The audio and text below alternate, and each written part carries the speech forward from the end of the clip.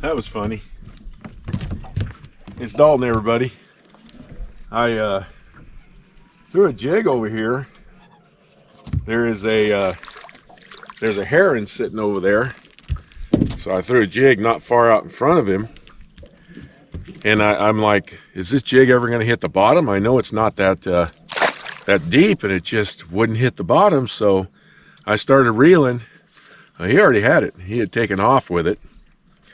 And you notice how I set this jig up? It's almost like setting up a spider jig or a Hula Grub style bait. I'll show you guys how I do this.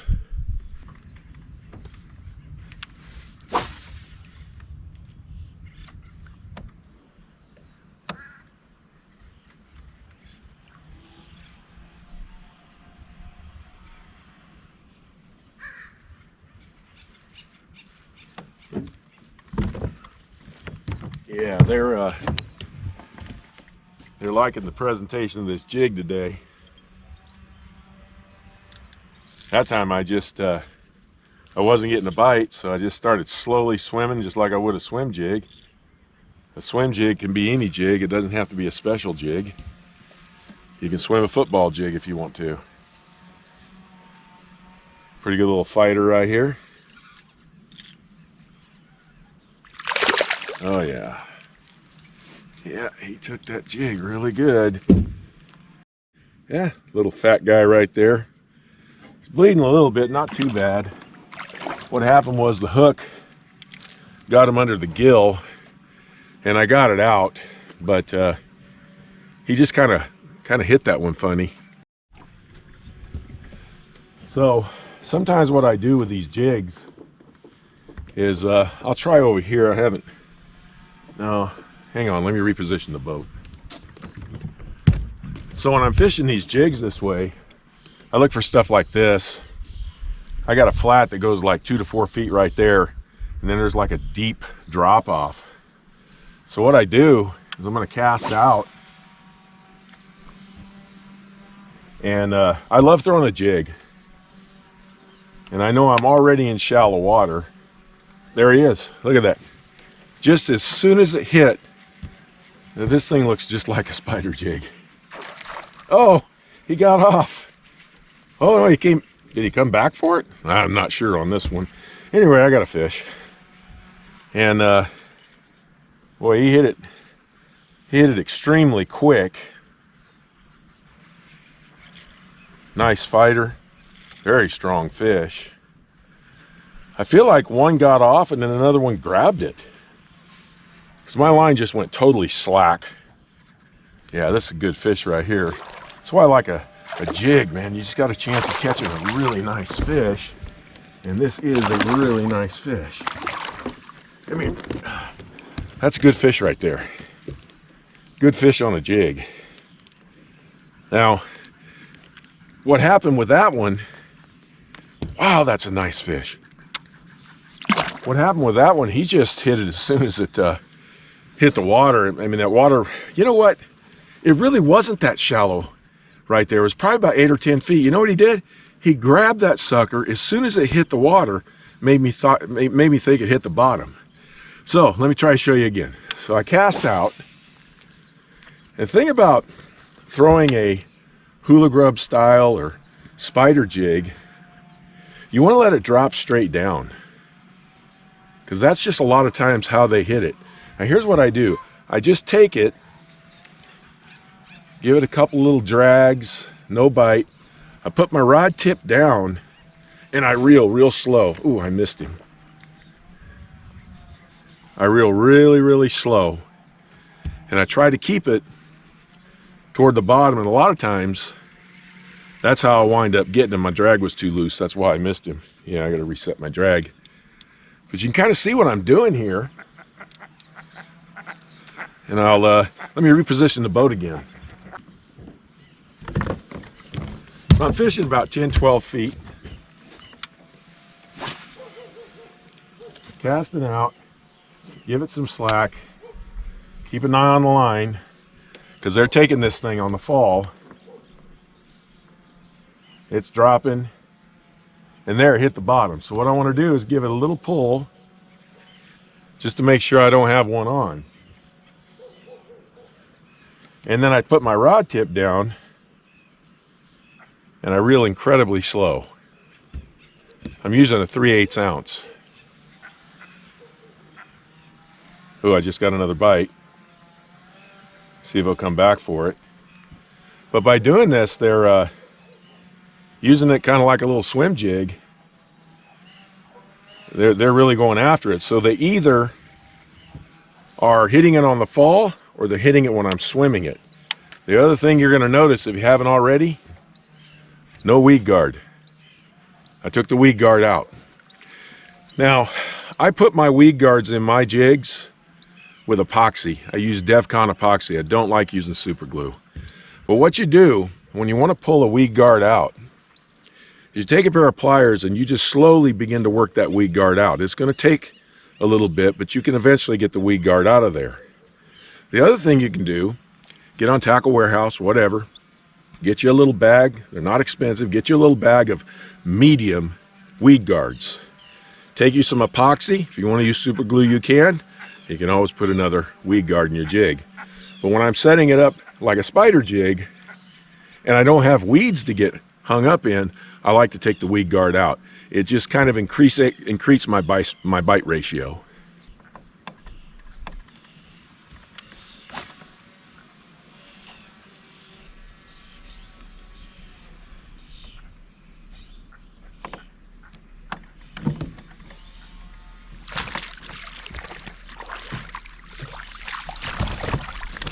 Once again, just swimming this thing along, and I believe, yep, got me a little largemouth here. He hit it 2 or 3 times, so I think I had to keep slowing it down. And then finally he went ahead and took it, just a little largie. I'm using my green pumpkin. The skirting material is green pumpkin with blue flake, and I'm using a green pumpkin trailer that I'll go over with you guys. And what I'm going to do, it's going to be a little bit different, is I'm going to finish this video at home because I want to be able to get a good camera angle and show you guys exactly how I trim these jigs to make it look like a spider jig / hula grub.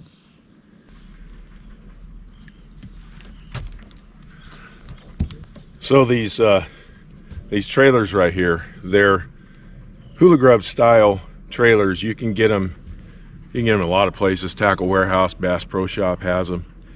And these here I just get from one of my bait suppliers, but it's 5 inches. I use the entire 5-inch grub. I don't trim it at all.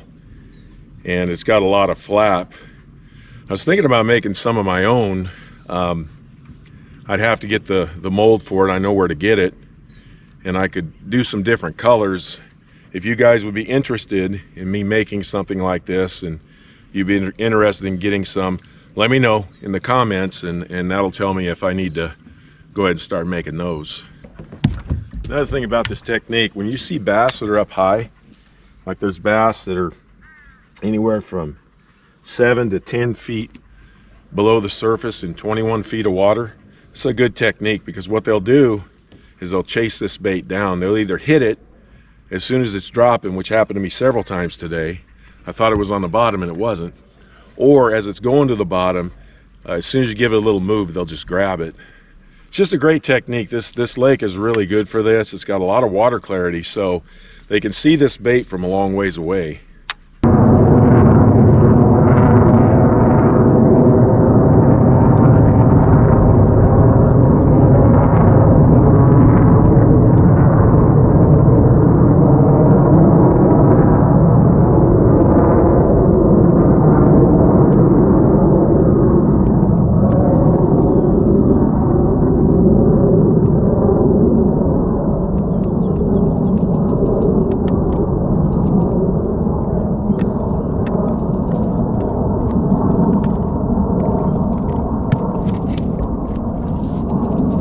Another area to throw a jig. The way I'm throwing it today is right along a vertical wall. Just let it drop. Right now I got some military jets flying all over the place.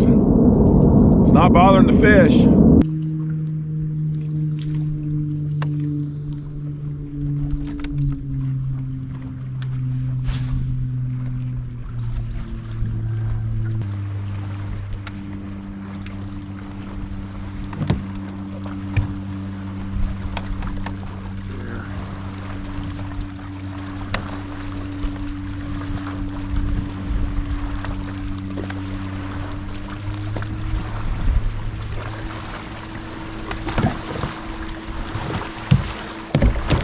Sometimes they're just sitting right up against those rocks or those bluffs. Got to try to get it as close as I can. And most of the time they're hitting this on the drop, so as it's fluttering, I'm just watching my line. As soon as that line stops, even though I think it's deeper, I go ahead and start reeling. Most of them I'm reel setting. These hooks are really sharp, so I don't need a home run hook set. I don't have a weed guard I need to get around. And really, when you think about rocks, weed guards might help a little bit, but they don't help as much as we might think. What winds up happening with rocks is that the head gets pinched in between the rocks. It's not always the hook. In fact, I think most of the time it isn't the hook. I think most of the time the head gets pinched in there. All right, everybody, I'm going to finish this video up here at the house. I'm going to show you how I do this this jig. So what I want it to look like is something like this little purple one I did. Really gives it sort of the Spider Jig look. And so if you run out of Hula Grubs or whatever, you can just simply do this. I'm going to grab a pair of scissors. So what I do here, first of all, is I always take my jigs, I turn them upside down. I always do this. I always loosen up the skirting material. And then what I do is just take the jig, pinch it like this, take my fingers, put it right there, and I just cut straight across. Okay? Real short. And then it comes out and it gives that Spider Jig look. So you can just turn around, turn it around, kind of trim it up the way you want. And you can trim it even shorter than that, but it gives it a Spider Jig look, okay? And then what I do is I just take a pair of these twin tail trailers. As I said, you can get them just about anywhere.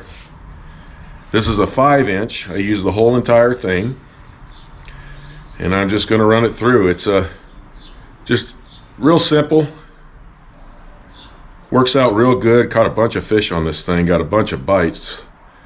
And like I say, they were hitting it on the fall, they were hitting swimming it, and there you go. And I kind of got a little bit crooked, so I'll redo it. I don't like that little bend, so I'll take it off and redo it. But you get the idea of what I'm doing here in making a little Spider Jig. I was also asked a question about drop shotting. Am I still using my drop shot baits? I do. Here's the thing, right now, especially out at Nacimiento, I'm catching so many fish on chucking and winding, whether it be a topwater, a spinner bait, whether it be a swim bait, whatever it is. Anytime I can chuck and wind, that's what I'm going to do. If it lasts all day long, then I'm going to do it all day long. So on these drop shot baits, I've gotten a lot of good feedback. These things are working really good. I use 2 colors at Naci. If I have sort of cloud cover or overcast conditions, I use the blue. It's dark enough where they can see it really good in those conditions. When the sun comes up, I use the Morning Dawn. Right now, that's about the only 2 colors I'm using out there. It's working real effective, catching a bunch of fish. I'll also be throwing this throughout the summer. Just a Spider Jig type setup, catching them 2 ways on this, either on the fall or once it falls, I move it a couple times, make sure there's not a fish on there, and then I just start slowly reeling it like a swim jig. Works out great. I got all kinds of projects that I do here in my garage. This is my bait making station here where I have all of my colorants and my microwave so I can heat stuff up. Here's where I tie all my jigs. I got a bunch of jigs back here that I've tied that I got to put weed guards in. I've always got stuff going. In fact, I'll show you something. I like doing some small woodworking, so I made this for inside the house. And it's not done yet. I still got to sand it, do some other stuff, but I make stuff like this, and we're gonna put this in the house and put some spices on it. Just kind of a simple little spice rack, always doing something. You notice my boat, it's always got stuff all over the place. I'm getting ready to go fishing tomorrow, so you know, I've got everything set up, and you know, when I set things up at the house, it just seems like I pull everything out of the boat in order to get things set up, and then I got to go and put it all back in again. So it's just always that way. Well, anyway, I appreciate you guys, and hope you enjoyed the video, and I will talk to you soon.